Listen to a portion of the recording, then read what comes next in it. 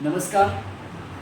આજે જોગાનું જોગ રવિભાઈ અખાણી કે જેમને આજે એમના ઘરે એક રૂબરૂ મુલાકાત લેવાનો એક અનેરો આસન મળ્યો, એક શુભ અવસર મળ્યો મને. હું આજે રવિભાઈને પૂરો એમનો તો એમની પૂરી એક એમનું નામ, પોતે વ્યવસાય શું કરે છે, એમનું એજ્યુકેશન છે થોડું પૂછી લઈશ. રવિભાઈ, આપનો વ્યવસાય, આપનું એજ્યુકેશન? મેં બીફાર્મ એમફાર્મ કરેલું છે, bachelor in pharmacy, master in pharmacy. વ્યવસાય હું એક શિક્ષક તરીકે કાર્ય કરું છું છેલ્લા 12 વર્ષથી, અને બાયોલોજી ટીચર તરીકે કામ કરું છું. એટલે કે પ્રકૃતિ સાથે મારો સંબંધ તમે કહો તો બાળપણથી જ ભૂતકાળનો પણ છે અને શૈક્ષણિક પણ એ જ છે.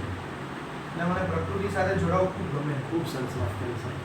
કારણ કે પ્રકૃતિ છે તો આપણે છીએ, આપણે પણ એ પ્રકૃતિના ભાગ જ છીએ. આપણે એવું સમજતા હોય કે આપણે માનવી છીએ તો આપણે નથી. આપણે કુલ વિકાસ પામેલા પ્રાણીઓ છીએ જે સૌથી વધુ સમજુ છીએ. ખૂબ સારું છે.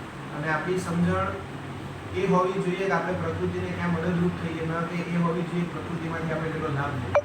સરસ વાત કરી સાહેબ. અત્યારે એવું થાય છે કે આપણે આપણી પોતાની લાલચ અને લાભ માટે કરીને પ્રકૃતિનું અતિશોષણ, નિકંદન કરીએ છીએ.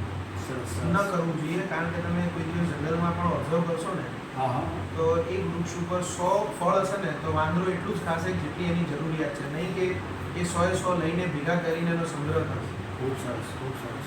આ આપણી વૃત્તિના કારણે જ ક્યાંક ને ક્યાંક જંગલ અને જૈવ વિવિધતાનું નુકસાન થયું છે. અને આને જો આપણે ટાળીએ અને એવું ન વિચારી ભવિષ્યમાં આપણને નહીં મળશે. સોર્સિસ મળવાના છે, સોર્સિસ અનંત છે. સાચી વાત. સોર્સિસ ક્યારેય ઘટવાના નથી. કુદરતે બધું જ એના ચક્રની અંદર મૂકેલું છે. ખૂબ આ સરસ. એક આહાર જા આહાર કરી આપણે તોડીએ છીએ, બાકી ક્યારેય તૂટતી નથી. ખૂબ સરસ. રવિભાઈ, બહુ સરસ મજાની વાતો કરી આપે. મેં આપની સાથે ઘણીવાર જે આપ એક વ્યવસાય, એક સેક્શન સાથે સંકળાયેલો છો, એની સાથે સાથે આપ વૃક્ષો બચાવો, પર્યાવરણ બચાવો, એના ઉપર ખૂબ જ સરસ સુંદર કામ કરો છો. કે તમારી સાથે ઘણા બધા પ્રોજેક્ટોમાં મેં સાથે મળીને મેં વૃક્ષો વાવતા પણ મેં આપને જોયા છે. આપ વૃક્ષો પર વિશે બી ઘણું બધું કામ કર્યું છે, એના વિશે બી આપ ખૂબ સરસ મજાનું કામ કરો છો. આપ વધુ વૃક્ષો વિશે આપ શું કહેવા માગો છો? તમે જે વાત કરી કે તમે સારું કામ કર્યું, એકચ્યુઅલી એના માટે તમારો આભાર. પણ મેં કશું કર્યું નથી. વૃક્ષો એ ખરેખર જેમ આપણે પૃથ્વી પર આપણું ઘર બનાવ્યું છે, એમ મેં માત્ર ને માત્ર પશુ પક્ષીઓ કે જેમનું એક ઘર, આશ્રય સ્થાન ઊભું કર્યું છે.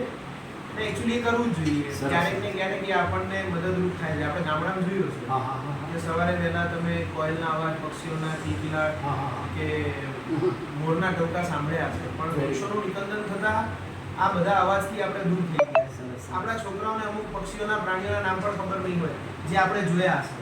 સાચી વાત. જે પ્રાણીઓ આપણે જોયા છે એમના નામ પણ એમને નથી ખબર, તો એ આપણા માટે બહુ ખરાબ વસ્તુ છે.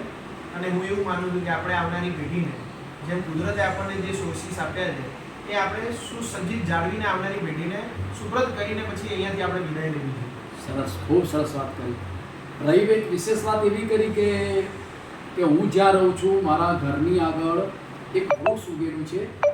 એ વૃક્ષ જોયા પછી મને ખૂબ જ આનંદ આવે છે કે વૃક્ષોના ઉપર જ્યારે પક્ષીઓ પોતાના માળા બનાવે છે અને માળાની અંદર રહે છે અને એમના બચ્ચાઓ જે હોય છે, બચ્ચાઓને મોટા કરે છે, પછી આવતા જતા લોકો પણ અહીંયા વૃક્ષના છાંયડા નીચે બેસે છે. એ જોયા પછી પણ ખૂબ જ આનંદ આવે છે. એટલે આ રીતે એમનું કહેવું એવું છે કે દરેક પરિવારે આવી સમજૂતી જો કેળવશું તો આવનારા ભવિષ્યની અંદર ખૂબ જ સારું પરિણામ આવશે. અને હું એવું માનું છું, અને રવિભાઈ પણ એવા માને છે કે દરેકના ઘર આગળ 2-4 વૃક્ષ વાવેલા હોવા જોઈએ અને એનું નિયમિત રીતે એનું પોષણ થવું જોઈએ. એવી રવિભાઈએ સુંદર મજાની વાતો કરી. આજે રવિભાઈ સાથે મારે સુંદર મજાની વાતો કરવાનો એક શુભ અવસર પ્રાપ્ત થયો. વિશેષ એમને મને એક મફતભાઈના લેખિત એક પુસ્તક, વ્યસન મુક્તિનું પુસ્તક પણ આપવાનો મને એક શુભ અવસર પ્રાપ્ત થયો. એટલે આવનારા સમયની અંદર રવિભાઈને હું વિશેષ શુભેચ્છાઓ પાઠવું છું કે આપ શૈક્ષણિક ક્ષેત્રે, પર્યાવરણ ક્ષેત્રે ખૂબ જ સારું કામ કરો, એવી મારી હાર્દિક આપને શુભેચ્છાઓ છે. જય જલારામ, જય જલારામ.